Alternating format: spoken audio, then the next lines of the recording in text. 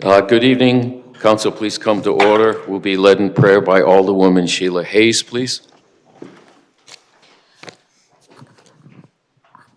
Almighty God, we ask for your blessings upon the members of this council as we assemble here in this chamber to conduct the ongoing business of our city.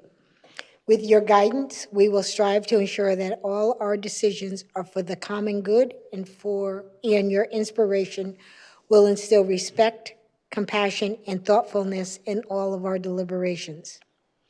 Give us the strength and wisdom to lead by example as the people's representatives, and that peace and harmony will mark all our proceedings and keep us faithful to the trust placed in us by the citizens of your community. Amen.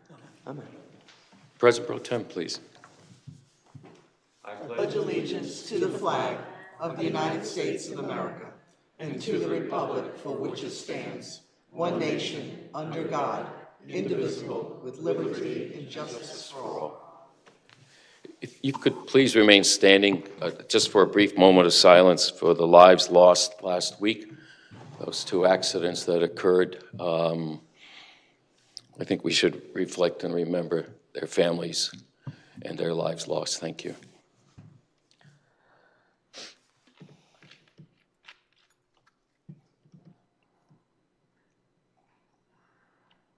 Thank you.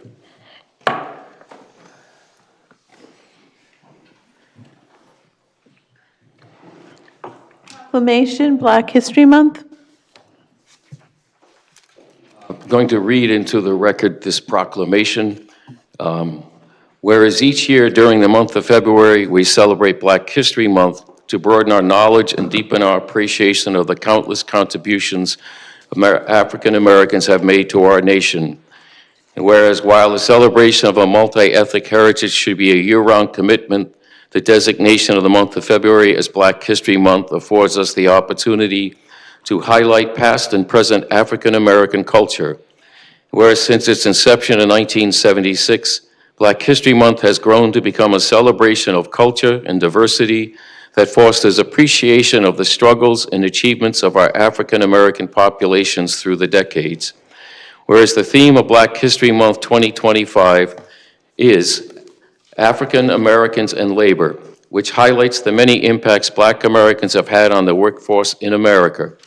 Whereas this month, we remember the singers, actors, and poets and artists who left their mark on our culture, and the countless African Americans from all walks of life who helped make our country great. Now therefore, I, Mayor P. Albert Nystrom, and Norwich City Council President Pro Tem Joseph A. DeLucia, on behalf of the Norwich City Council and the citizens of the city of Norwich, do hereby proclaim the month of February 2025 as Black History Month in the city of Norwich, and we call upon the citizens of the Rose City and the surrounding area to observe the occasion with appropriate programs, ceremonies, and activities dated this third day of February 2025. Thank you. Public hearing, an ordinance regarding the prohibition and panhandling solicitation and other activities from locations deemed unsafe. Thank you. I declare this public hearing open at this time, and several people did sign up to speak. The first person at the top of the list is Mr. Norman Gauthier, and we'd ask him to speak at the dais. Please identify himself. Each person speaking has 3 minutes. Thank you very much. Good evening, Norman. Good evening. My name is Norman Gauthier, and I live at 105 Cranberry Pond Road in Norwich. Members of the City Council, I'm here tonight to ask you to reject the proposed ordinance. The ordinance as written does not achieve its stated purpose. It does not preserve public order, protect citizens, or improve traffic flow. I travel the roads of Norwich often, and I see the people you're trying to hide. I've never seen them impede traffic or behave in an unsafe manner. The homeless, the hungry, the mentally and physically ill are an embarrassment. So you want to hide them, make them go away, go back into hiding, become invisible so you don't have to see them or feel guilty. I have met some of those people, and I can assure you that they do not stand out there in cold 30-degree weather just to annoy you. They need help, not harassment. I'm especially troubled by the ordinance language that states no person may panhandle or conduct any other activity. What is that supposed to mean? You can't conduct any other activity. Are you intending to ban the children that I see in Taftville or around NFA soliciting support for their car wash? How about the firemen who conduct boot drives or political candidates waving their signs? I have only seen panhandlers stand at stoplights and stop signs, soliciting from stopped vehicles and only approaching when summoned. You wave that dollar bill, they'll come running. The children soliciting for their car wash and the political candidates waving their signs are intentionally trying to get the attention of moving vehicles, distracting their drivers, making them take their eyes off the road. They are the ones distracting drivers and creating a hazard. And how about those boot drives, where people stand in the middle of the road to solicit from moving vehicles? I'm sure that you believe that the ordinance will not be enforced against the car washers and boot drives or politicians. It will only be enforced against the poor and the homeless. And if that is your intent, that makes this ordinance even more grossly unfair. Oh, and that $99 fine, do you really think a homeless panhandler is going to pay it? Probably not. So you're just going to clog up a court system then that has more important things to do. So lastly, I cannot help but wonder if the section on interpretation is intended as a joke. Does the ordinance to prohibit panhandling really need an exemption for construction workers and road maintenance? That's what it says. Construction workers and road maintenance are exempt. That statement alone makes the entire ordinance look silly. The poor and homeless do not need more of the oppressive thumb of government on these people who don't need it and don't want it. Council members, this ordinance is unnecessary, unjust, and poorly written. Please reject it. Thank you, sir. Mr. David Addis.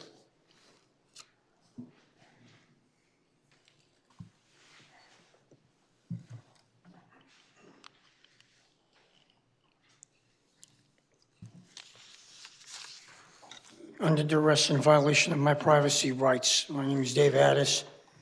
I live, unfortunately, at 109 Whittington Avenue, unfortunately, in the ghetto of Norwich, Connecticut. I don't see the city giving the homeless a hand. Do any of you? Are any of you willing to reach out to even one person that's standing at the bottom of a freeway ramp or near the railroad tracks, as I've seen? I don't see any of you giving them a hand, do I? Does anybody in this room behind me see any of you saying, let me give you a hand, let me help you, let me see if I can find you some work? No, I'm not seeing that. Then again, I don't see very much from this council anyway. A serious lack of common sense, a lot of disrespect, and I'll get to that one later. And you know who you are that did it. I'm not afraid to denounce you. But again, I don't see any help being given to these people who are struggling, especially when it's cold outside. For now, we're seeing to near 40 degrees, but that's not going to last very long. There is a rainstorm coming this Friday. Where are these people supposed to go? Anybody have an answer? Anybody willing to open your door to somebody that's homeless to at least give that person food, clothing, and shelter, and at least a way to clean up? Judging by what I'm getting so far, I'll take it as a no. None of you are willing to take the step yourselves and to help these people out of whatever it is they got into. They might have lost their job. Then again, they lost their homes because they don't have a job. They don't have any way to pay the rent or their bills. And once again, on the part of that, I'm forced to shame all of you, every last one of you. Take a look at yourselves every day. Take a look. You could be that person that's next. You can be the one that's homeless. Are any of us going to remember you? We'll remember you by the way you treat us. And then we're gonna turn our backs on you, just like you all have turned your backs on these people, and they're human beings, whether you like it or you don't like it, and they certainly do not need your permission to be human. I want to see some common sense prevail, but that's not likely. Not very likely. You think that common sense comes in a can, and you're trying to find it in ShopRite. Not likely either. Thank you, sir.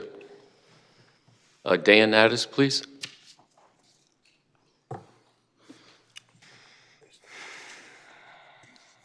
I don't know. I believe it is. Seems long.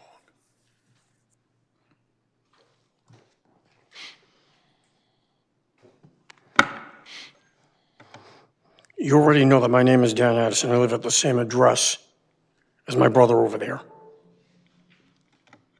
When my old man used to work for the Department of Income Maintenance, he saw his share of homeless people. And just like him, I've seen my share of homeless people, which is unfortunate. They are homeless through no will of their own. Nobody in this town has bothered to give them a handout.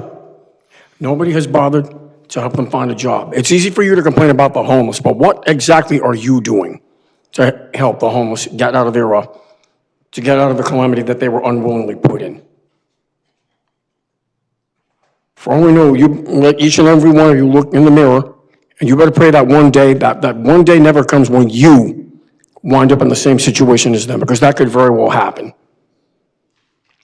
And one day you're going to find out how it feels to have people turn their backs on you just as you turn your backs on a daily basis to these very people that are in this room right now. No matter what we say or suggest, it goes in one ear with you and out the other. And then it's business as usual, but only with you, not with the people.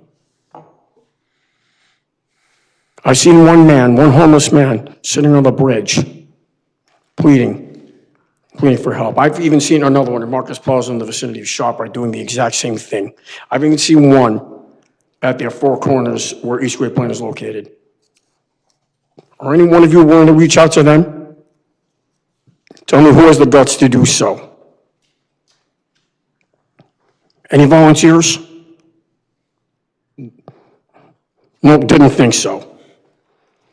It's easy for you to complain and make a farcical ordinance banning panhandling, but you have no solutions, none, as to what you're going to do to alleviate the homelessness in this area, because I have seen nothing.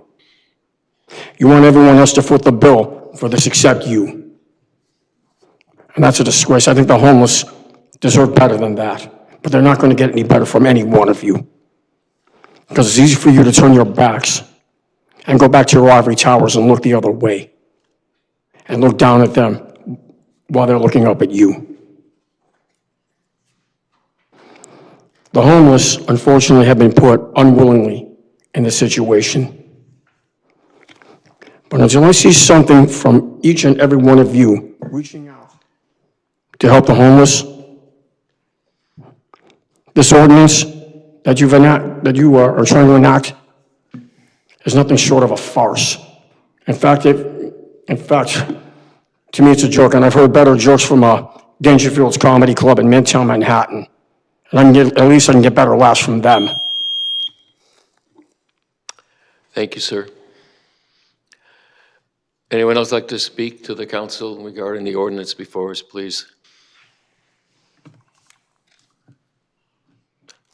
Please come forward.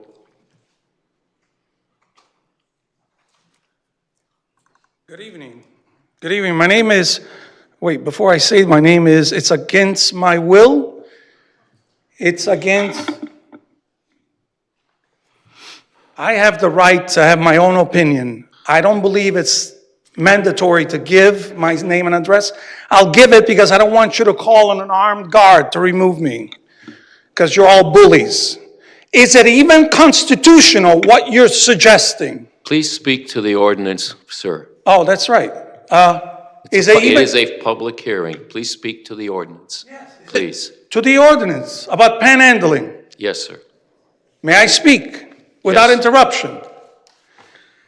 And you make your faces, always. It's recording, and you still don't get it. about the ordinance. It's against the Constitution of the United States of America, what you're proposing. Do you understand that? Are you okay with that? You pass this thing, I'm going to be down here with a sign. I want to see what you're going to do about it. I want to see what the chief is going to do about it. It's against the Constitution. Freedom of speech. What is happening with you? You served in the military. Did you not swear about the Constitution of the United States? You want to prevent me from speaking, prevent this guy from walking, prevent that lady from looking, and preventing a poor man to hold a sign. What is wrong with you? What is it going to take? What is it going to take? It's against the Constitution. You shake your heads. Go ahead, pass this thing. The first day I'll be out here in front of you with a big sign, City Hall, City Council are bullies, and the mayor is the chief. Thank you. Thank you, sir. Anyone else like to speak to the council in regards to the ordinance before us? Anyone else like to speak to the ordinance before us, please? Yes, sir, please.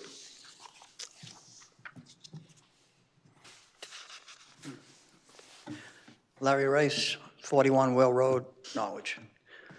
I just spoke to you a couple of weeks ago about the homeless. Different, I guess, but they're still probably homeless. I don't know. I don't talk to them.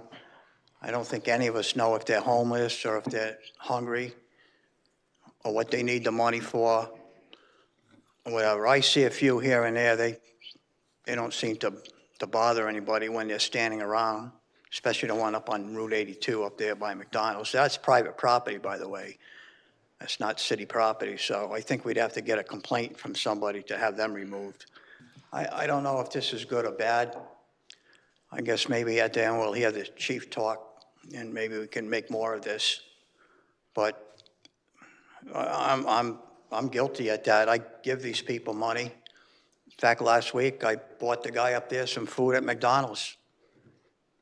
And he went up there and ate it inside. It was one of the cold days. So I have a heart for these people, and I feel bad for them, and that's why I talked to you 2 weeks ago about this. And I know money's tough, but somehow we have to help these people. I don't know what the answer is, but we have to help these people. Okay. Thank you. Thank you, sir. Again, anyone else like to address the council on the ordinance before us at this time? Anyone else like to address the council at this time on the ordinance before us? Anyone like to address the council on the ordinance that is before us at this time? Seeing no one else, I declare the hearing closed. Thank you.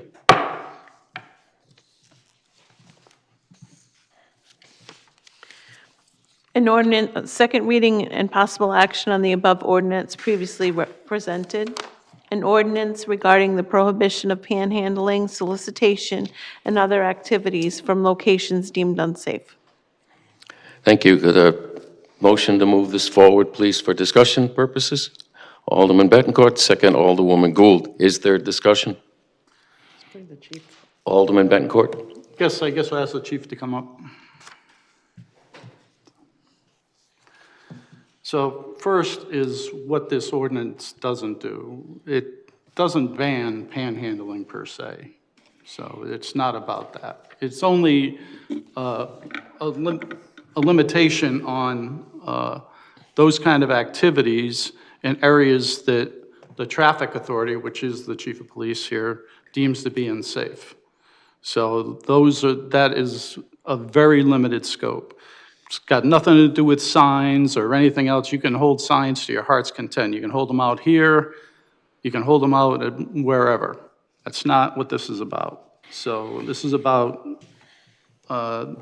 impeding traffic and other things. So And so I will say that we did meet, obviously, with the chief and with Corporation Counsel with the idea that we did not want to do anything to impede anyone's free speech. I think that's correct there.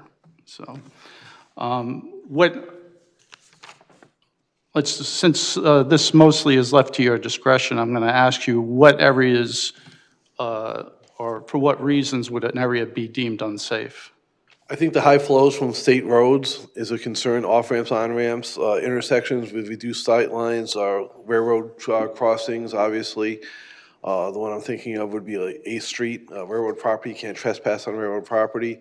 Already, it's a separate charge, but there it's poor sight lines. And then after that, as I said earlier, you have your your private property, but that is a different matter, not covered by this. I kind of prepared an outline of how we ended up here. If you'd like, I could go over that, if that's okay. I'd appreciate it. Just a little background, legislative history. The Public Safety Committee was approached by citizens who were concerned about panhandling in Norwich and the problems it was causing. Problems are multifaceted. One is the traffic, and then two is obstructing the sidewalk and other issues, and then making sure the people get the services they need. So we sat down, we had a couple meetings, went through it. We found ordinances from other towns, and we started finding one that could possibly work for Norwich. So the number one fact was obviously public safety and traffic flow. Preserving public safety. This ordinance provides safety of pedestrians and drivers by restricting panhandling and solicitation areas where it may create hazardous conditions. For example, busy roadways or medians present dangerous environments for both pedestrians and vehicles. The gentleman who stands on the Washington Street Bridge, that is not a safe location, and especially in weather like this, an icy car could climb that curb and strike him and possibly even kill him. Uninterrupted traffic flow. By preventing solicitation in high-traffic areas, the ordinance ensures that pedestrians and drivers can safely navigate public spaces without the risk of accidents caused by distractions and obstructions in unsafe areas. Number two, protection of vulnerable individuals. We're not trying to harm the people, we're trying to help them. Ensuring the safety of those in need. Panhandling can sometimes put individuals in vulnerable situations. We've all seen the videos over the years of when panhandlers are attacked by roving groups of kids for the fun of it, and it doesn't do anyone any good. Oftentimes people, panhandlers who are in the intersection, are assaulted or yelled at or have items thrown at them. This ordinance helps protect those who may be panhandling by steering them away from locations where their safety would be at risk. It also protects them by designating safe locations. The provision allows the traffic authority to identify areas where solicitation can occur more safely, protecting those in need of help and the general public. This is a big one, especially for us. Preserving constitutional rights, respecting free speech. This ordinance explicitly ensures that it does not infringe upon free speech or constitutionally protected conduct. It is narrowly tailored to prevent solicitation in specific dangerous locations, but allows for the expression of need, requests for help in other safer, more appropriate areas. It balances safety. It causes a balance between safety and freedom. It strikes a careful balance between mainstreaming, maintaining public order, and respecting individual rights to express themselves, ensuring only that unsafe locations are impacted. It's flexible and adaptable. Dynamic list of unsafe locations. The ordinance allows a provision that allows for a list of unsafe locations to be updated as needed based on changing traffic patterns and new safety concerns. This flexibility ensures the ordinance remains relevant and responsive to evolving circumstances. Public access to information. We'd like to have the list, once it is developed, publicly accessible on the City Hall website and also in the city building so people know where the areas are that's not allowed, ensuring transparency and keeping the citizens informed. Gradual enforcement. It's a $99 fine. We know that's excessive, and our goal is never to enforce that $99 fine.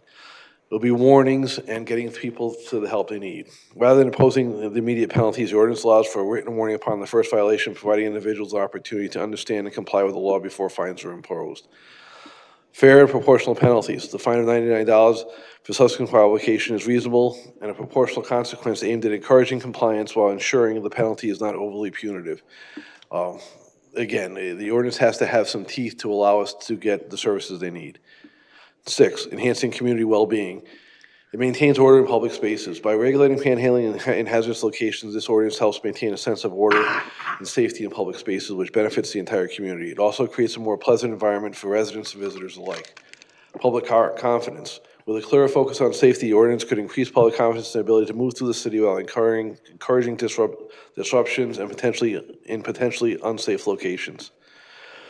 And finally, again, one of the more important things, support for broader social programs, encouraging alternatives. By limiting panhandling to safe location, the ordinance encourages the creation and promotion of alternative avenues for individuals in need to seek help. This would include directing people to Norwich Human Services, which does a bang-up job, St. Vincent de Paul's, or any other the safety net that exists out there for people. We're not looking to turn our backs on these people, as said earlier. We're looking to get them the help they need so we can help them to achieve housing and a better life. By framing this ordinance in terms of both public safety and respect for constitutional rights, the proposal offers a fair and balanced solution to what is an important issue to many citizens in Norwich.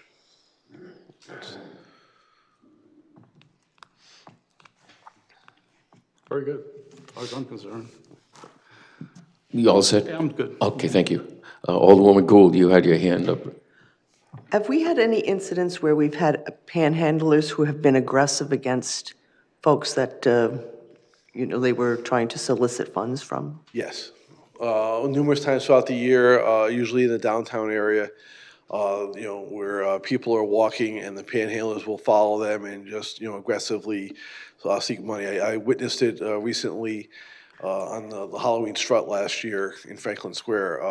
There was a young couple in front of me and they were getting aggressively solicited by people on there. Interesting, I don't know if that street would apply under this ordinance, but it does happen, and we've seen it before. And then there's the public fear and perception. Sometimes aggressive panhandling really is a deterrent for people to go downtown. I don't think any of us feel comfortable there. All the speaker said is right. It is a problem, and it's easier sometimes just to turn our backs and put the window up.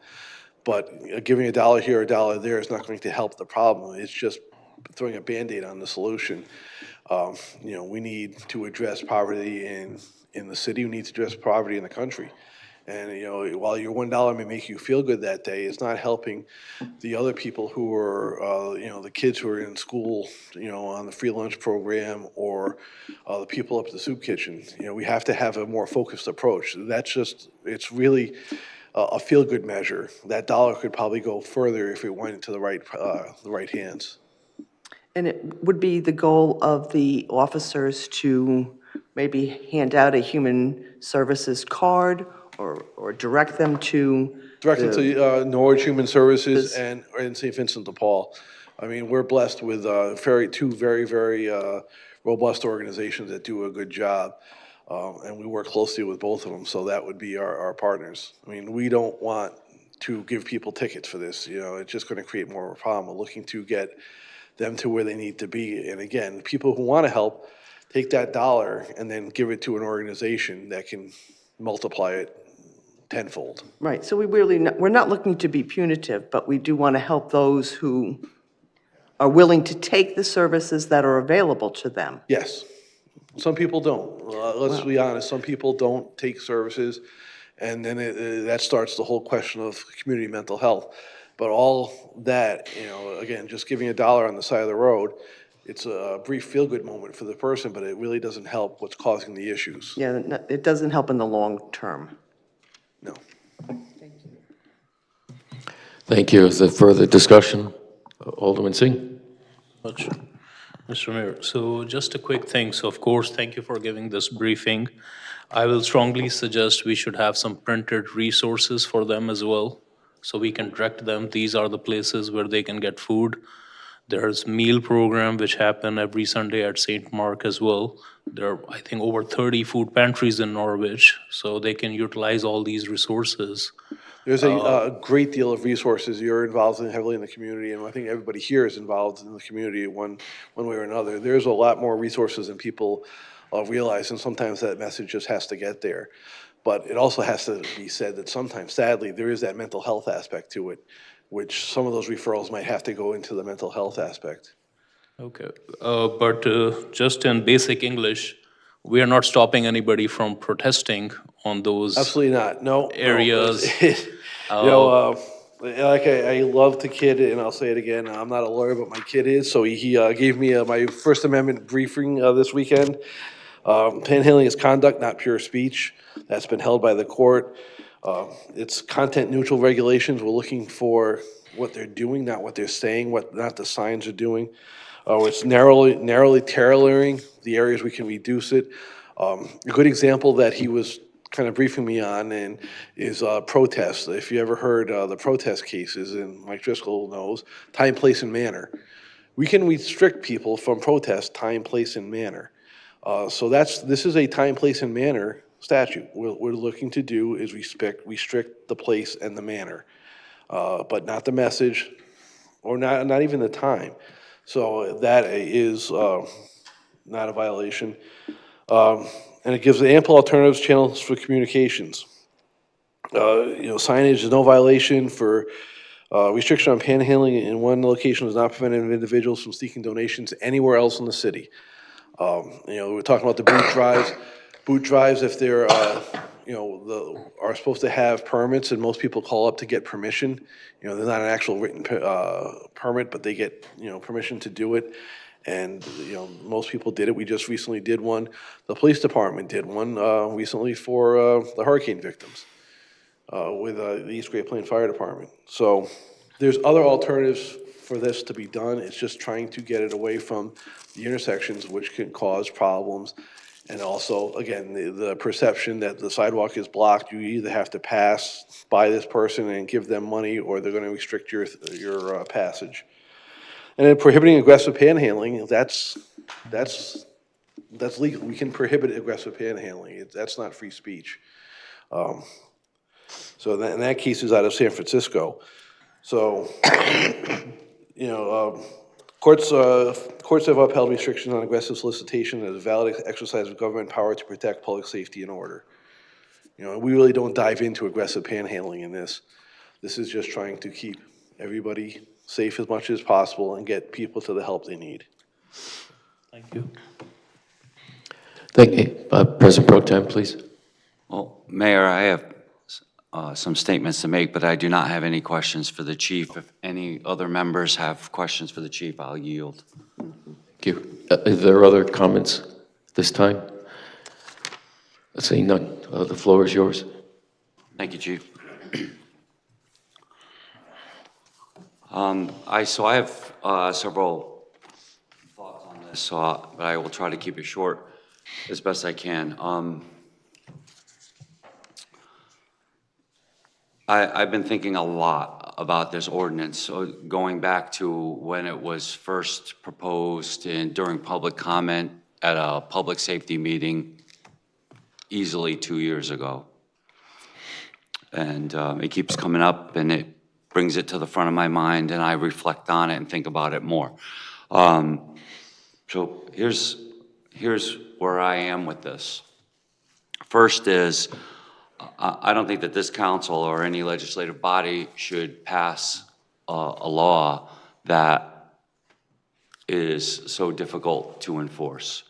And this one is going to be difficult to enforce. And without getting down into the weeds on all the different ways that can go wrong, my experience tells me that this will be difficult to enforce.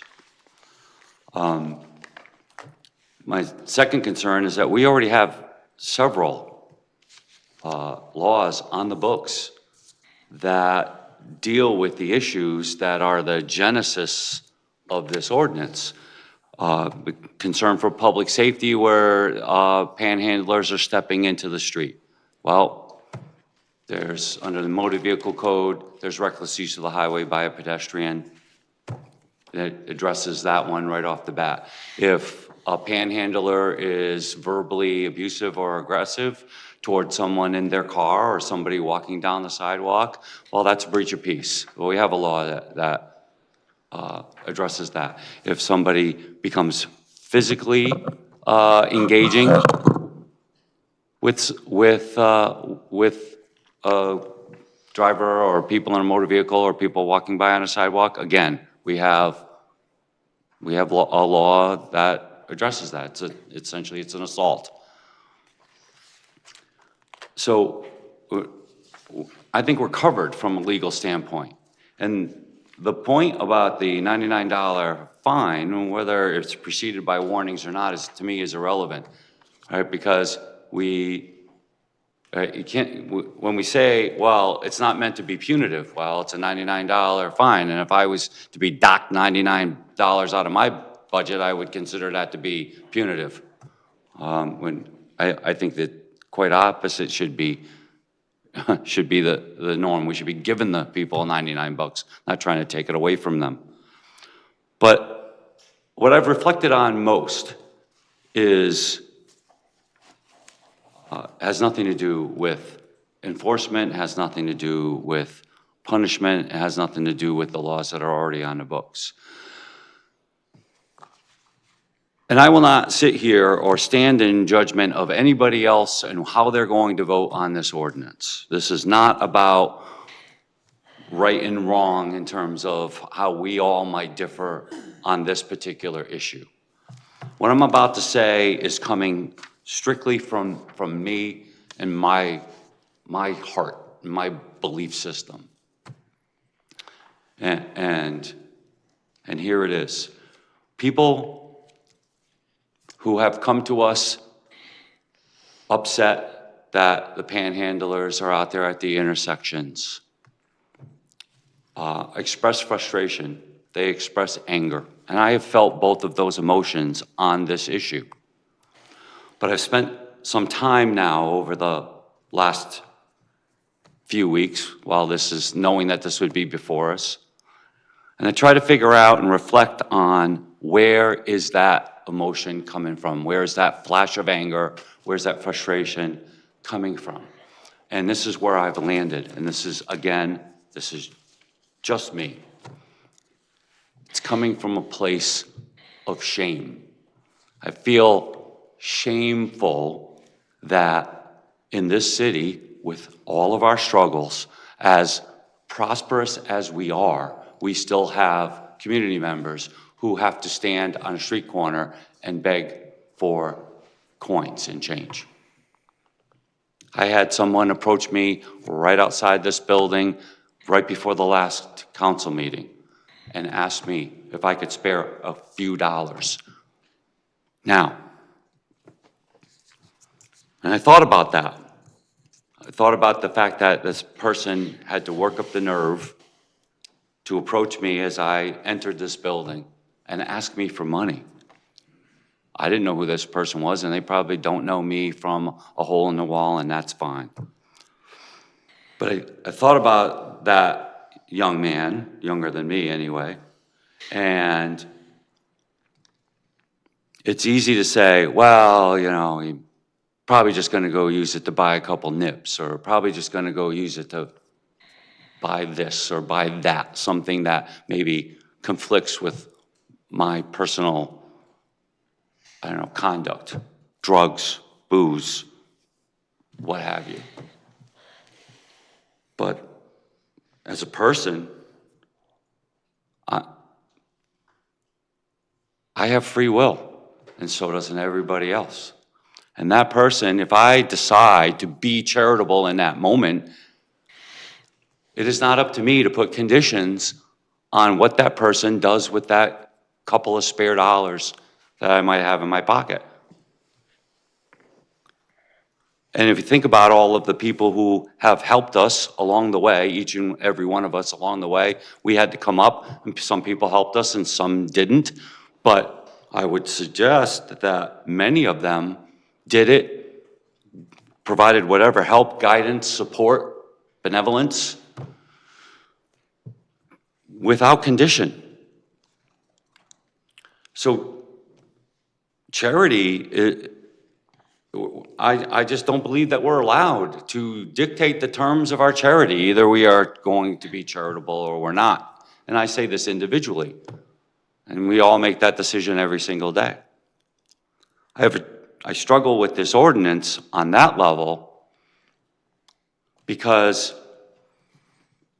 I watch things on social media where there's this one particular young man who goes out and will buy 100 chicken dinners from a restaurant and just hand them out to homeless people that are hanging around in that neighborhood. And it's all over the place. And many other people have taken up that same idea. And now what I've noticed in watching some of these shorts is that the restaurant owners are saying, you want 100 chicken dinners, what's up? And he says, well, I'm gonna give them to the homeless people outside. And the restaurant owner says, on me. Here you go, keep your money too. And then the guy goes out there and hands out the chicken dinners and then hands out the money that he was gonna use to pay for them to those same people. To me, that's charity, right? To me, that's the way we should be. And again, this is not coming from a place of judgment. I know I said that 3 times, but I don't want anybody to feel attacked. I'm saying this is where Joe Lucia came down on this. This is where I thought long and hard about what the impact of this ordinance would be and what's the goal here, so that I don't have to feel that moment of shame when I pull up to Washington Square on my way to City Hall from my house. No, I'm sorry, I can't make myself do that. So I think, I don't believe that this ordinance is the way to address this problem. I understand where it's coming from, and I believe that its intent is honorable. It's just the wrong solution for this particular problem. And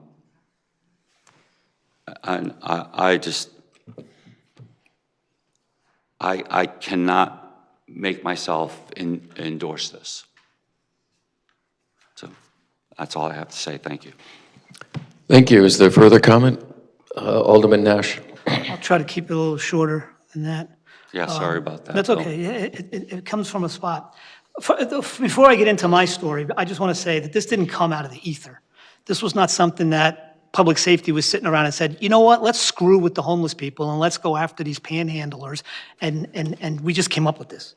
This was stuff that's been going on for over 2 years. People come into public safety complaining about, I remember one night I got criticized on Facebook and everywhere else because I asked someone to take her glasses that were not so colorful off, because she claimed that there was over 6 panhandlers on the way to the meeting. And I followed her because I live by her, and to the meeting, and I only saw 1 panhandler. And I will sit here and tell you right now, I am guilty of giving money to the panhandlers. My son, just the other day, was in the back seat of my car. We went to Walmart, and he's yelling for the guy to come over to the car to give him money. My son's in the back seat. So, and so I wind up giving him money as well. So to say that, to have the people come up here and tell us we live in Ivy Towers is absolutely absurd, ridiculous, and disgusting. You don't know me, but I've been a police officer in the city of Norwich. I spent the majority of my adult life serving the city of Norwich. But before I moved here from Norwich, I lived in a beautiful state called New Jersey, where my mom and dad were the 2 worst people in the world and should have never been married to one another because neither one of them could keep a nickel. Okay? We were homeless. Fortunately for my family, we had a grandmother and an uncle and an aunt that let us surf on couches. In fact, at one point, one of my uncles offered my parents to take me and adopt me because my parents couldn't keep us. By the time I was 17 and left for the military and joined the United States Army, where living in a barracks as an infantryman was better than living at home, because I got 3 meals a day and I had a warm place to sleep, even if it was a 2-man tent. Okay? We lived in 37 different residences by the time I was 17 years old. And I remember being so good at moving out at night because we were getting evicted that we could get out in like 8 hours. We can get the house emptied out and moved. And we lived in our car. Matter of fact, I was in the Army when my parents moved to Connecticut. They slept for 6 days, 7 days in the parking lot in Plainfield with 4 children because they were homeless.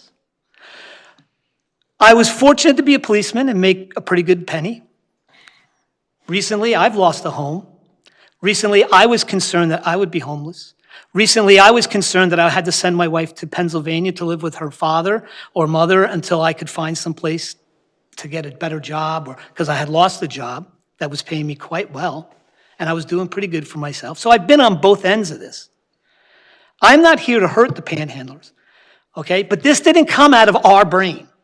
This is something that we were asked by the citizens of Norwich, not just the 4 or 5 of you that came up here tonight, but numerous citizens of Norwich came to us and said, do something. Now, I wrestle with this because I don't want to hurt these people. I don't want to hurt anyone. I know what it's like. I'm up here right now serving on the city of council, and I'm barely above poverty level income. Barely. So to say I leave here at night and go to my Ivy Tower is insane, because I struggle every month trying to rob Peter to pay Paul. So I understand what these people are going through. Believe me, I feel for them. Even though I don't have the money, I got a turkey for Thanksgiving from my company. I gave it to the church because I don't need that big turkey. Maybe somebody else does. When I was doing good, I was providing Christmas dinners and Thanksgiving dinners to the church because I know people were less fortunate than I was. And I wanted to help, and I didn't know how else. I served at the soup kitchen a few years back, served meals at the soup kitchen. Okay? So yeah, I'm guilty of giving money to people thinking the same thing. Should that money go somewhere else? Should that go to TVCCA or Norwich, somewhere that would get these people guidance? But when you're sitting there looking at them and it is 17 degrees outside and you feel for them. I don't know their stories, just like you folks in this audience don't know mine. But anytime you'd want to sit and talk about it, I ain't making this shit up. This is real. This is me. So I wrestle with this ordinance. What do I do for the citizens of Norwich that want this to stop? What do I do for them? What do I tell them? Because I'm worried about someone running out in front of City Hall with a sign screaming about City Council being corrupt bullies, tyrants, and everything. What do you want me to say to them who want this? Are they evil? Are they tyrants?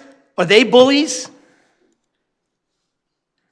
The ordinance, I don't like the $99. I'd rather see the cops, and I was one, walk up to them and say, here, call these people, give these people a call. Do you need any help with that? Let me see what I can do for you. But I'll tell you a real quick story, and then I'll get on. I was a policeman. We got called by the seat bus company that there was a gentleman that they would pick up every day over by the state hospital on Thursdays. He hasn't been there for the last 2 Thursdays. So I went there with another officer, and we marched through the woods. And there we find this campsite in the middle of the woods. And I'm talking a real good campsite. Anybody in the military would be proud of this campsite. Beautiful view of the Connecticut, of the Thames River. Gorgeous. Gentleman was dead. Been dead about 5 or 6 days. Contacted his family in Tennessee. Family said, I know, my dad has, matter of fact, he had $18,000 in the bank. He was a veteran getting disability veteran pay. $18,000 in the bank, living in the woods. Talked to his landlord, paid the rent on time, the lights were on, and he never lived there. But the daughter moved him from Tennessee to Connecticut because this is where he wanted to be, and he refused to live in the apartment. He lived in the woods. Now, I'm not saying that's all homeless people. I'm not saying that at all. I'm not saying that that's just one particular incident that I can tell you about. And no matter how many times people tried to get that gentleman into a place, which, by the way, he had an apartment with the lights paid and everything, and he just didn't want to live there. So unfortunately, he passed away. I'm hoping he passed away the way he wanted to live.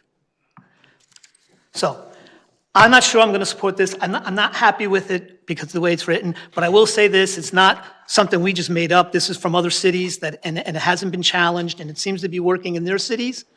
So to the people that wanted us to pass it, I don't know where it's going tonight, but I'm all done. I just wish sometimes when you come up here and you say stuff, you know the story before you talk about it. Know the 7 of us, okay? We are not here. We all have to pay the same debt. We all have to pay the same debt. Everyone sitting up here lives in the city. So when the taxes go up, they get up. When we vote on budgets, they're responsible. And they also have to belly up to the bar, just like the rest of us. Some of us own more than others. I got criticized because all I own is a car. Well, yeah, because I lost my house. And if you think that's where I want to be at 62 years old, figuring out what the hell I'm going to do for the next 10 years because I don't know how much time I have left on the planet. And I got nothing. So whatever. I'm done. Sorry, Mayor. This really bothers me. Thank you, sir. Is there further comment at this time? Alderwoman Hayes, please. Yes, so after reading the ordinance as it was prepared and listening to the chief, I guess really what concerns me is the fact that this is about protecting individuals, whether they are homeless or just Jews, or decide that they're going to walk into the street or in heavy traffic areas. And I have almost hit a person at an intersection. I've also almost have been hit because of, especially during the holiday, there were like 3 or 4 of them crossing into the streets and the roadways. So what about the compassion about, number one, protecting individuals? And if they need help, if there are other avenues that they need, then I want to see the police provide them. I do support our organizations. I support them with volunteering, time, and money. We have several organizations in the city that are available to provide assistance. But I'm concerned about people, number one, getting hit, walking into the streets when there's heavy traffic, as well as those of us who are obeying the law and find ourselves almost getting hit or trying to avoid an accident and trying to avoid being hurt ourselves. So as my understanding of what this is to do, and yes, I understand the putting in the $99 for a fine is probably, that area probably could have been taken out and been more realistic. But as far as areas that are unsafe in the city, roads that are unsafe, when do we look at it from that side? Because I do believe we are a city that cares about our homeless. We sat here and we opened up a warming center because people care that much. We provide services. We get criticized as a city because we provide too many services, as people have said to us and said to me personally. I'm just asking for a safety measure to be put in place in those high-traffic areas. That's it. Thank you. Is there further discussion? Alderman Bettencourt. Just real quick, just at least summarize my perspective on this, and that when we met with the chief and stuff, it's really being dealt with simply as a public safety issue. It's limited in scope to that. That will be dealt with by the chief as far as determining the manner of enforcement. And in this particular case, I think the first thing is a warning, and I think in there we provide ourselves an opportunity, you know, to get these people pointed in the right direction as far as services and stuff goes, and that's something I think we should take advantage of. That's it. That's my 2 points. Is there further discussion? Alderwoman Gould. A lot of us here in this room have been generous to the people that we've seen on the street. We've bought a coffee, a meal, given them a few dollars. But for all of that effort, we can still say, we recognize the guy who stands at McDonald's, we recognize the guy who stands over here, we recognize the person that stands over here. So for all of our benevolence, we haven't been able to make a difference. Now, maybe it's because they don't want to get any help. And therein lies a problem. Is this a mental health issue? To just sort of being stubborn. They're happy to engage with people on the street and eat, a McDonald's hamburger every day. But we need to do something about the people who are aggressive, the people who frighten others or worry others that they won't leave them alone if they've said, "Can I have a few dollars?" and you say no. What about those people? We have to protect all of our citizens. And I'm going to agree with Alderwoman Hayes that if one of these people steps out into the street to retrieve a few dollars from someone's hand or accept a bag of food, and the car behind them isn't paying 100% attention and now hits the car in front of them and then injures this person, then you're going to be up in arms, "Oh, we didn't do anything about the poor homeless person who got hit and now is hurt." We need to do something to engage with these people, to get the ones who want our help, to get them to the plethora of social services that are available. And if this is their job, because I've had some people suggest that there's a group here in the city, and this is their job, to go out every day on a different street corner and panhandle. Not a great job, not going to make a huge living, but it's their job. We need to discourage these people from being in our city for nefarious purposes. We want to help those who need help and will take our help. So I will be supporting this ordinance this evening. Thank you. Thank you. Is there further, Alderman Singh? Thank you. I'll be very short. So in my opinion, I have to keep my personal feelings on the side. I'm not gonna brag about things I do for the homeless community, but long story short, saving someone's life is the best charity we can do. So I'm gonna vote just from the perspective of it's making our street safer and our city safer, and intention is to save someone's life. Thank you. Thank you. Is there further discussion? I will be brief. One, I don't like putting our police in a difficult position. This may or may not do that. I will say, however, that this council as a body has stepped up to the plate and over time, including with American Rescue dollars, provided significant contributions to the St. Vincent de Paul Soup Kitchen, which permitted them to build a loading dock, have a walk-in freezer, to have much more food delivered from Connecticut Food Bank, now known as Connecticut Food Share, which is feeding the people in need in this city who can't help themselves.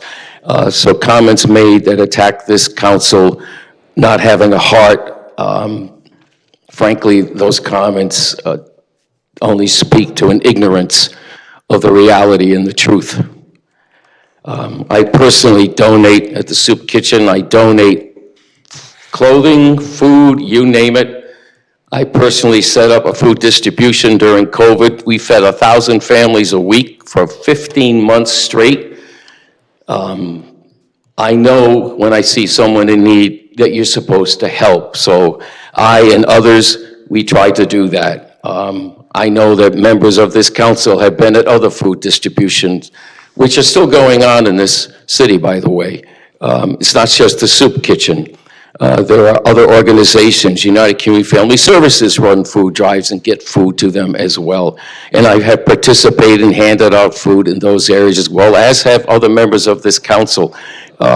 So while I may be off subject on this particular matter, I cannot let comments go that just with a broad brush paint an ugly picture of this city and of our members who give a damn, and that's why they run for office. And some of that foolishness needs to stop, or at least speak with some knowledge. Thank you. Roll call. Constitutional, that's the point. Alderman Nash? No. Alderwoman Hayes? Yes. Alderman Bettencourt? Yes. Alderwoman Gould? Yes. Alderman Singh? Yes. President Pro Tem DeLucia? No. Mayor Nystrom? No. The ordinance is adopted 4-3. Adoption of minutes of January 6th and January 21st, 2025. Thank you. A motion, please, to bring this to the floor. Alderwoman Gould, is there a second? Alderman Nash, is there discussion? Seeing none, roll call, please. Nash? Yes. Alderwoman Hayes? Yes. Alderman Bettencourt? Yes. Alderwoman Gould? Yes. Alderman Singh? Yes. President Pro Tem DeLucia? Yes. Mayor Nystrom? Yes. Motion is adopted 7-0. Additions and communications, number 1, presentation of fiscal year 2024 audit by Clifton Larson Allen LLP, partner David Flint.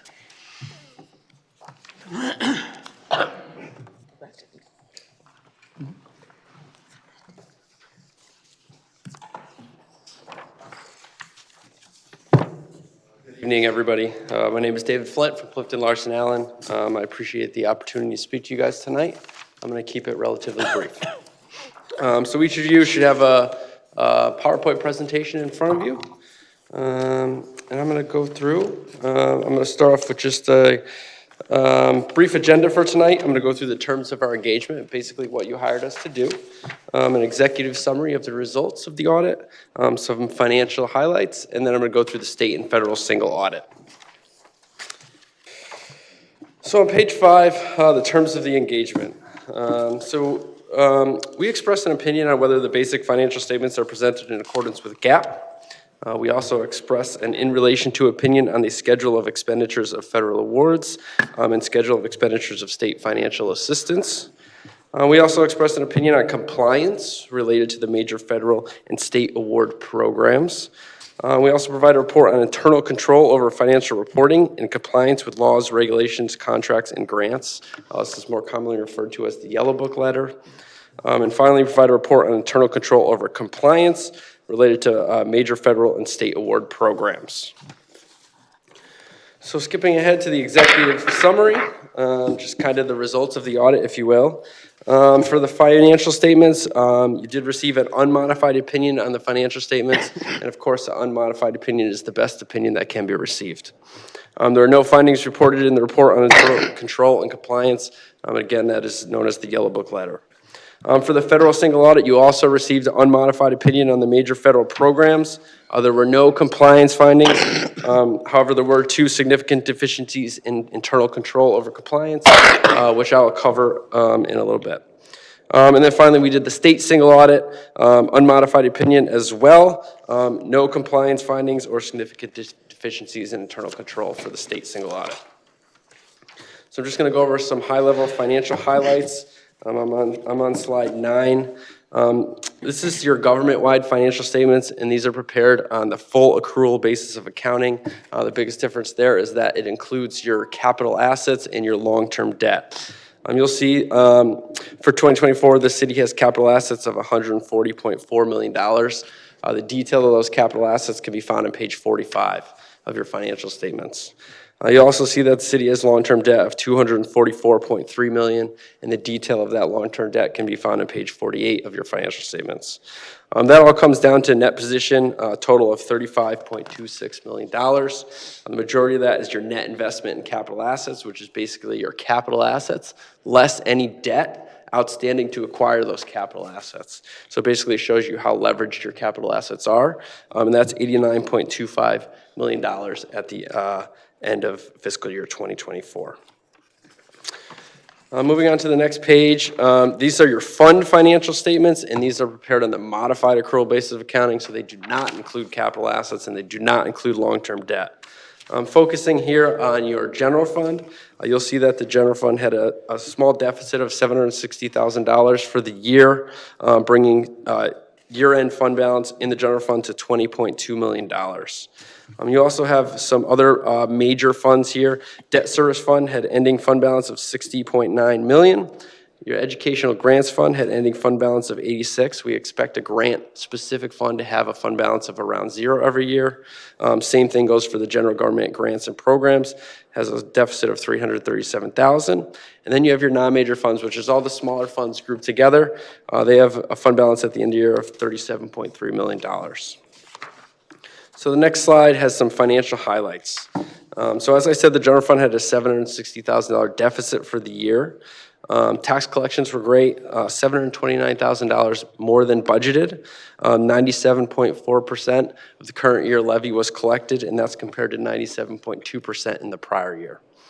But what led to that deficit? Obviously, you guys know that the Board of Ed budget was increased by $3.6 million over the course of the year, which is the biggest factor in that deficit for the year. Looking at fund balance specifically, $20.2 million at the end of the year. $136,000 of that is assigned, and that is for encumbrances from 2024 that are rolled forward into 2025. The rest of that is unassigned, $20.1 million, and that represents about 13.5% of the 2024 general fund budget. Some more financial highlights. Norwich Public Utilities had a fantastic year, $12.9 million surplus for 2024, which is $14.5 million better than 2023. This was driven by the drastic decreases in costs for gas and electric prices as they came down from all-time highs in 2023. And then we have non-major funds. You have your golf, your stadium, and your ice rink funds. Combined, they had a surplus of $227,000. Golf had a $245,000 surplus, stadium $146,000 deficit, and the ice rink $128,000 surplus. Next slide looks at your pension and OPEB funds. You have your city fund, your volunteer fire fund, and then your OPEB plan. You'll see that they all had fantastic years. The city plan had a change in net position, which is really like the net income for the plan of $26.7 million. The volunteer fire fund had a net income of $318,000, and finally your OPEB plan, $4.6 million. And this was all driven by very strong investment returns in fiscal year 2024. So looking a little bit more about those plans, the city employees plan had a net pension liability of $26.7 million, and that plan is 93.2% funded. That is a very high funding ratio for a pension plan, and that's as a result of the pension bonds that were issued several years ago. The volunteer fire plan had a $3.4 million net pension liability, and that plan is 53.6% funded. Schedules RSI 4 and RSI 7 will show that the city made 100% of the contributions into the plan that were calculated by your actuary, which is great. And then RSI 5 and RSI 8 talk about the investment returns in those plans. The city plan had a 12.4% investment return, and the volunteer fire plan 11.5%, which is great. Looking at that OPEB plan a little bit, there was a net OPEB liability of $33.6 million, and that plan is 53.4% funded. Again, the city made 100% of the actually determined contribution into the plan, and that plan received a 12.76% return on its investment for the year as well. So great returns for all three plans. All right, looking at the federal single audit, the city expended a total of $57.7 million in federal funds in fiscal year 24. We audited specifically the Clean Water State Revolving Fund Program, the Special Education Cluster known as IDEA, and the American Rescue Plan Act, as you know, more commonly referred to as ARPA. So we had an unmodified opinion in major program compliance. There were no compliance-specific issues. But as I noted before, there were two significant deficiencies in internal control over compliance. The first is single-source documentation. When using federal funds, there are specific procurement guidelines that need to be followed to make sure that there's fair competition, right, and that the city's getting the best bang for their buck. There are instances where there's only one source to provide a particular service or product, and that is fine. But what is required is that documentation on why that single source is the only one available. It needs to be created and maintained in the files, and that documentation did not exist. Also, when procuring with federal funds, there also needs to be a suspension and debarment check. Basically, any contractor vendor that's contracted with federal funds, you have to go out and make sure that that particular vendor has not been suspended or debarred by the federal government. And that check there was no documentation that that check was being done as part of the procurement. So again, these are significant deficiencies in internal control. They're not actually compliance issues because the contracts that were entered into were applicable to that grant. So it's not a compliance issue, it's just an internal control issue that we could see improvement in going forward. Does everyone understand that differentiation?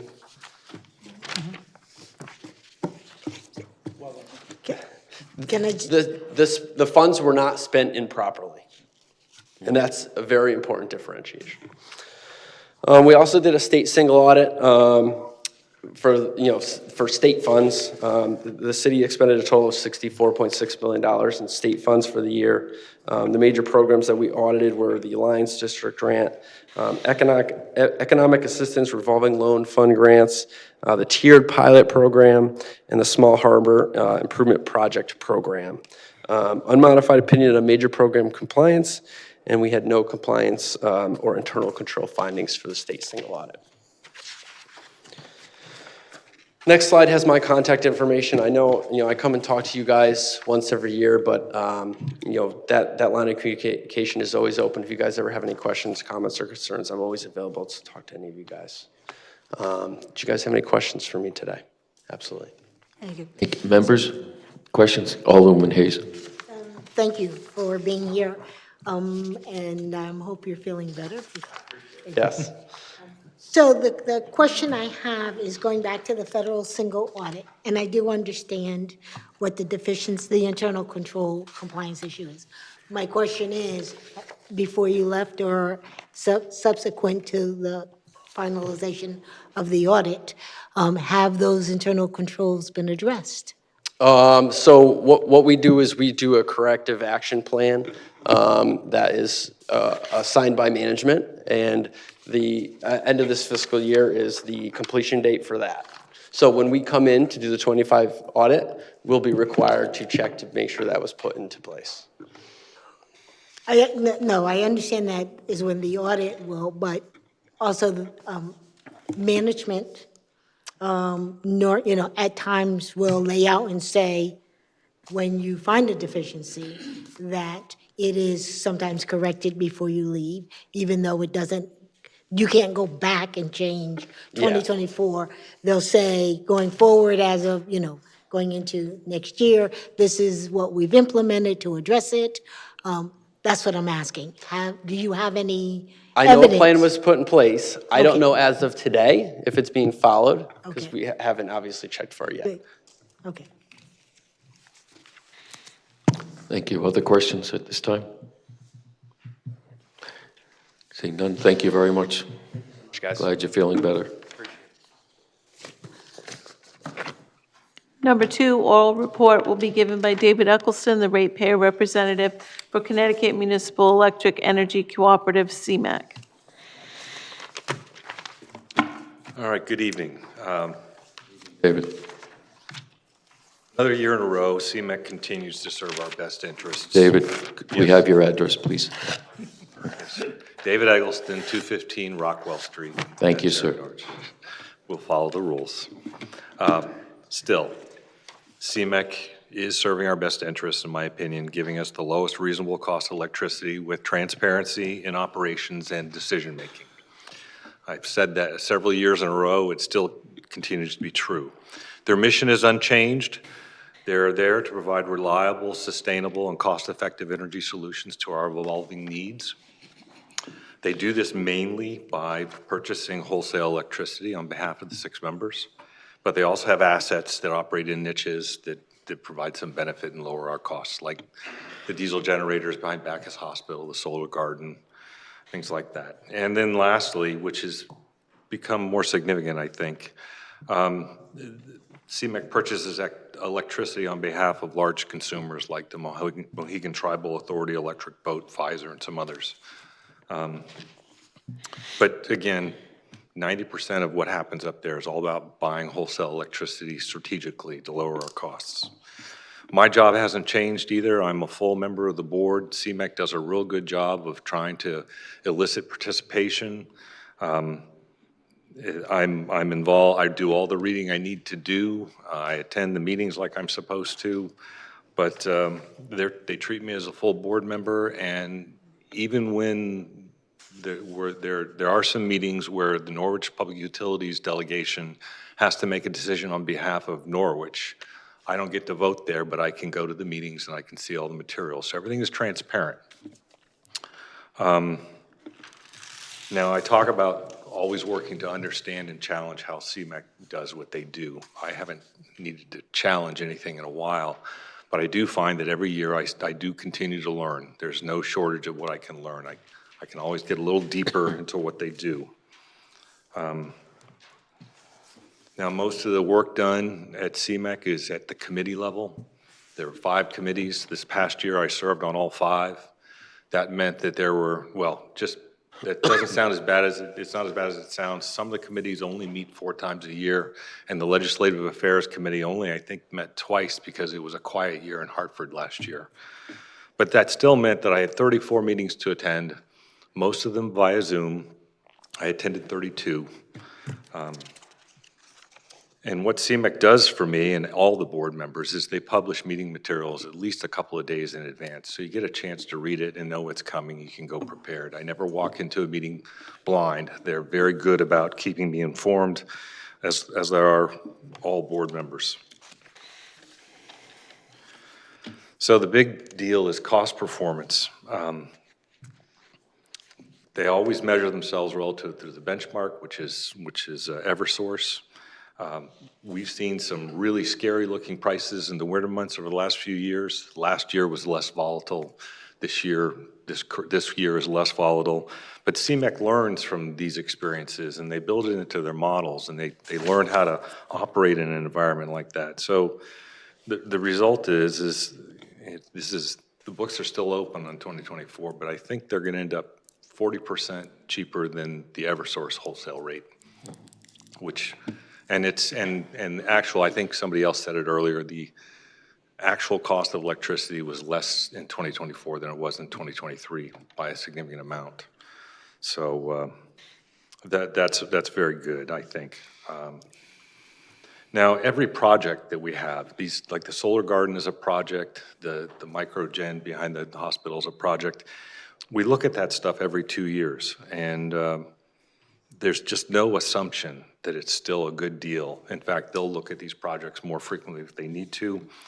And notably over the last year, so I've been reporting that the solar garden with the probably first generation Tesla batteries, they weren't Tesla at the time, hasn't been performing, and we've been after Tesla to do something about it for years. We're just a tiny fraction of their business, so it's hard to get them to pay attention. But CMEC is persistent, and they came up with an idea that would be beneficial to them and to us, give us a mutually beneficial, satisfactory outcome. And, it translates to $1 million savings annually because of that. It's just it's testament to CMEC working on our behalf and tirelessly looking for ways to save us money. I claim I see evidence of cost-conscious behavior, and this is one example of it.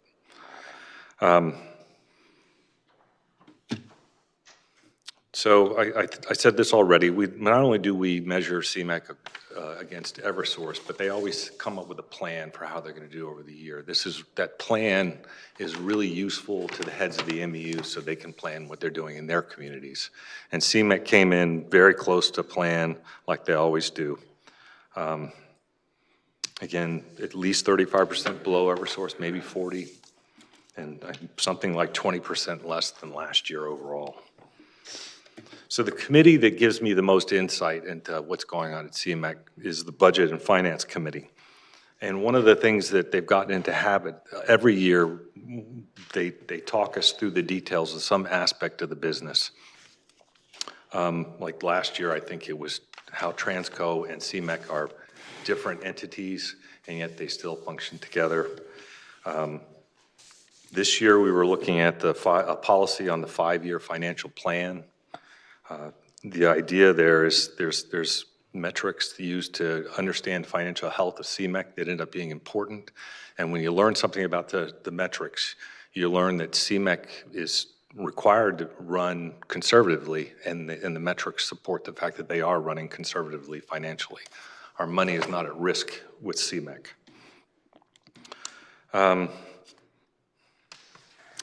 So this paragraph, I think this is the 3rd year in a row where I've had a paragraph like this. We go over every line item in the budget, and every line item, none of them are automatic. There's always, it's going to be this number because, it's going to be that number because. We don't take anything for granted. The staff doesn't assume that we're going to rubber stamp anything. They go to lengths to help us understand what it is we're reading and reviewing and approving. It's that transparency that I want to see in that organization. Every year there's an external financial audit, and I'll use the same language. So the result was an unmodified opinion, which we've all heard is the highest rating available.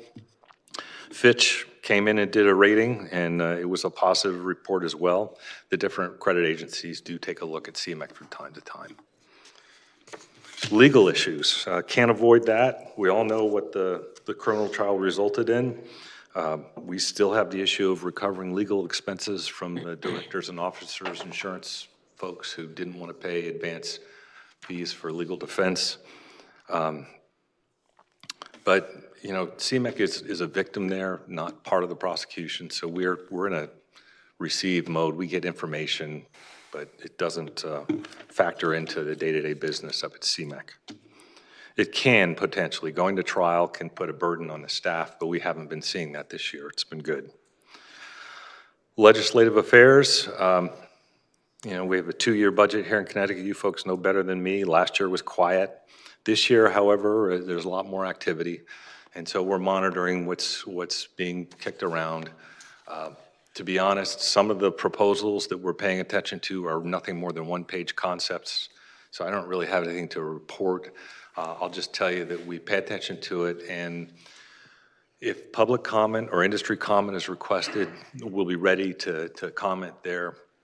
Historically, the state of Connecticut, the Federal Energy Regulatory Commission, other folks have been really good about taking input from CMEC and other entities.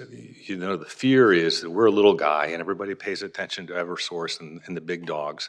And inadvertently, we can get some legislation that it's intended to be good for consumers that is bad for us. So we pay attention to this stuff just as it's prudent in our part. So we do our own auditing as well. This year, and we all know cybersecurity is important, and we decided to take a look at how CMEC manages cybersecurity relative to an international standard.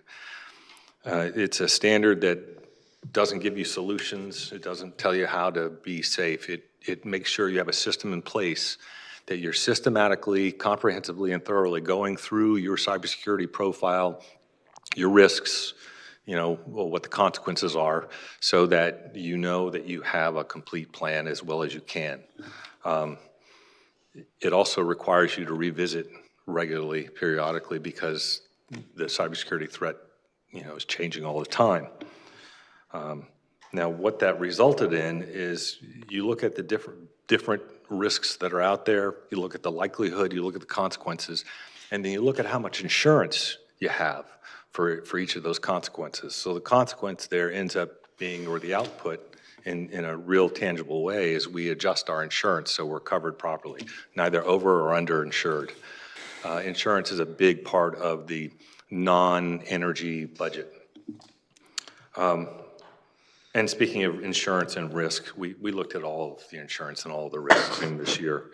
And I just, it's ironic, and you saw it in my report, that we're a little overinsured for directors and officers, so we reduced that. Different issue than honoring the coverage. So the strategic plan is not shelfware for CMEC. We put a strategic plan together started in my first year when I started representing Norwich. And that plan gets referred to, at board meetings and committee meetings. It's been a tool for CMEC. It's time to revisit it. I think that's a good thing that not only is the strategic plan looked at informally, ad hoc during the year, but formally once a year. And now that we're revising it, I think that's just good management.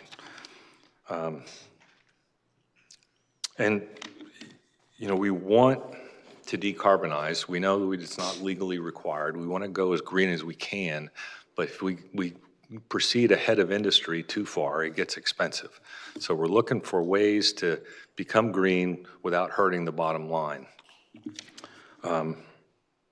There will be other things that we cover in the strategic plan as well, I'm sure, but that's our posture, I want to say.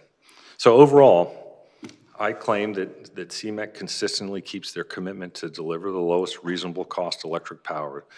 They operate with transparency and accountability at the board level, and I see cost-conscious behavior on a regular basis. The fact that they're going over the strategic plan, and I should also say they practice succession planning. I claim they're planning for the future as well. So that's my report. I'm happy to take questions. Thank you, David, and thank you for your years of service and your diligence. You have truly invested in the role we asked you to take on. I hope I can speak for everyone up here that we are very grateful for what you provide us. Members, Alderman Singh. Thank you very much. Thank you very much for serving. I'm glad to hear they're moving forward in a very conservative manner. And it was impressive to see that they even made Tesla reply to them, which ended up with cost saving and addressing the maintenance issue. Is there any discussions or discomfort that you are hearing in regards to the federal tariffs and retaliatory tariffs, which might end up costing us more towards the energy instead of saving us? Because I have seen on social media and stuff with the Eversource's prices going up, but I don't know if it's just a political or there is some content to it. I've read a number of articles from sources that I typically rely on, and the answers and the suggestions and predictions are all over the map. So it's too early to say anything? I think it's too early. Okay. I think that, it's a lagging effect. You start with oil goes to refineries, then gasoline. Some of the talk is about, so it's a really complicated industry. I could talk about it much longer than you want me to.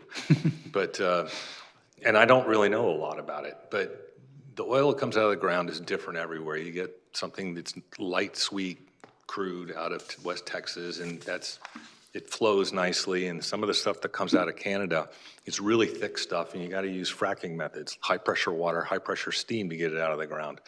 And then the refineries have to be geared to take whatever kind of crude you're sending them. So over the years, the Midwestern refineries have been geared up to handle a mix of domestic oil sources and Canadian oil sources. So the result there is if they don't get Canadian oil, they'll have to get it from another source, or they're going to pay more for it. And already margins at the refinery business over the last few years have been thin, so they're not going to make a lot of money. They're going to pass the costs on to consumers. And that could be limited to the Midwest, because that's where that gasoline is distributed. But who knows? I read something crazy like, oh, we're going to start importing oil from Venezuela. I don't think so. I don't think that's possible. But then I've also read that Canada is going to invest in infrastructure so their oil can get to their western coast. And instead of selling to the United States, they'll sell to Asia, in which case we don't have that source anymore. And I don't even know if the tariffs will stay. Some people say the Canadians will sell at a discount, we'll pay a little more, it'll all settle out in 6 months, and nobody will notice anything. And then you say, well, why'd we do that? But in the end, I still settle on it's too early to tell. Okay, thank you. Alderman Bettencourt. Question and I guess a comment. I would be surprised if they didn't, but does CMEC hire a lobbying firm? Yes, Okay. Who is it? Do you remember? Brown and Jacobson, no. Oh. No. Yeah, it's not Brown Jacobson, that's a, but he works for a firm, right? But it's, yeah, that's what I'm trying to, it's Tim Shea, but he's been our lobbyist for a while. Okay, all right. No, I was just curious. I figured you did, or they did. I will say, my wife has a small business that has Eversource as a provider. Stacy, you probably. Oh, I know. So you know very well. And I compare rates from NPU and Eversource, on a very regular basis. And it's very impressive, to be honest with you, the job that CMEC has done with that as far as, our rates. And what happens there. So there might be a little difference on between the commercial and residential end, but by and large, there's a huge difference in costs. So I know I kind of joked with Chris LaRose about this one time that, hey, I actually got a check back from NPU last year, so, well, I was overpaying, but that's besides the point. But the fact of the matter, my prices were level or less than last year. And that was, and even though my usage was the same, so, or even. Some of a little that's more. Chris LaRose and his team. Yeah. Because, so CMEC provides the wholesale Right. and a good plan so they can predict and then they can maneuver around that. Yeah, no, so like I said, so the job that NPU has been doing as far as that goes, hey, there's always some hiccups, let's face it, but the fact of the matter, in comparison to the region as a whole, we're getting pretty good service from both parties, I think. And as always, David, I'll commend you on the job you've done. You always do great work whenever you've had something to do here, so. Thank you. Thank you. Other members? Alderwoman Gould. Comprehensive, yet concise. We really have to applaud you because I know that you put a tremendous amount of time and energy into being our ratepayer representative. I knew when we selected you, we had the right person, and I'm still confident today that we did. It's a tremendous responsibility, and you take it very seriously, professionally. And as a side note, Eversource, yes, as a small business owner, Eversource is killing. It's terrible. The rates are through the roof. And so we are lucky to have Chris LaRose and all of the men and women at MPU who keep our lights on and our rates at the lowest possible level that they can be. So thank you, David. Tremendous job. Thank you. You're welcome. Thank you. Other members at this time? Thank you very much. It's always nice to see you. Likewise. Number 3, annual report from the Commission for Persons with Disabilities. Receive, please. Alderwoman Gould, second. Alderwoman Hayes. Is there discussion? Seeing none, roll call, please. Alderman Nash. Yes. Alderwoman Hayes. Yes. Alderman Bettencourt. Yes. Alderwoman Gould. Yes. Alderman Singh. Yes. President Pro Tem DeLucia. Yes. Mayor Nystrom. Yes. Thank you. The resolution is adopted 7-0. City Managers Report. Thank you. This is the city manager's report for February 3rd, 2025. Meetings attended were KERMA Annual Member Meeting, NCDC Executive Board of Directors Meeting, NPU City Coordination Meeting, and City Department Heads Meeting. I also held panel interviews for a new fire chief, since our current fire chief, Tracy Montoya, will be retiring this month. Tracy started his fire career in October of 1991, and we thank him for his service and congratulate him on his retirement. I know he's here tonight. Thank you. The City Council's goal-setting information workshop was held at Foundry 66 on Saturday, January 25th, for the City Council and invited department heads. The sessions were moderated by Donna Hamzy Carachia from the Connecticut Conference of Municipalities. Short, mid, and long-term goals were prioritized in 5 categories outlined in the Plan of Conservation and Development, that's the POCD. They are live, play, connect, grow, and renew. The report was sent to council members and departments and will be posted on the city manager's page of the website at norwichct.org. As you may have heard, there has been a potential federal funding freeze for grant recipients. We have advised department heads to verify their funding status and to communicate with their contractors and vendors on various agencies to verify any sequester of funding or delay or suspension. Early communication allows contingency planning and minimizes disruptions.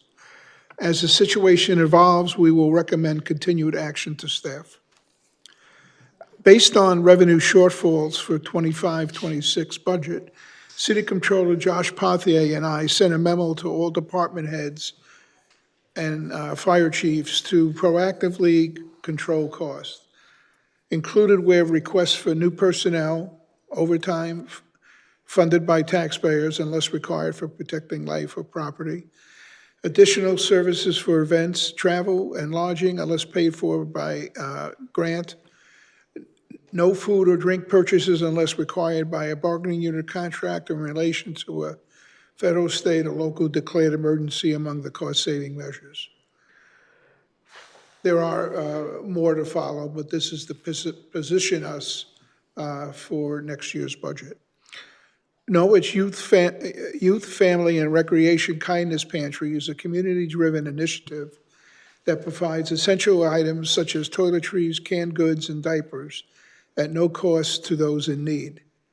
They are working to expand its reach across the city by partnering in local organizations and community members to place additional pantries in underserved areas, ensuring more individuals have access to these vital resources. Norwich Human Services would like to remind Norwich residents to make utility payments throughout the winter. Every little bit prevents May shutoffs, and any small payment counts towards eligibility for local and regional utility assistance programs.